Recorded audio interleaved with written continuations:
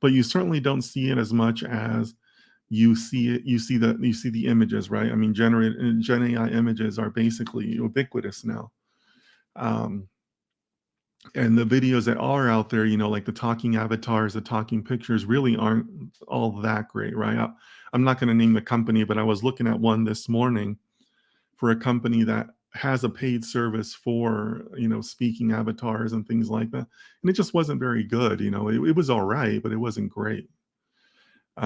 So I think that doing something with Sora, something more Gen AI video, right, is certainly something magical, and certainly that's something that could be announced today.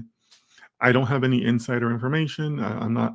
These are just my own speculations from what I know of their capabilities and my experience of like a product portfolio life cycle, right? How would you put out these products? How would you lay things out? So that's why I think Sora is the next one.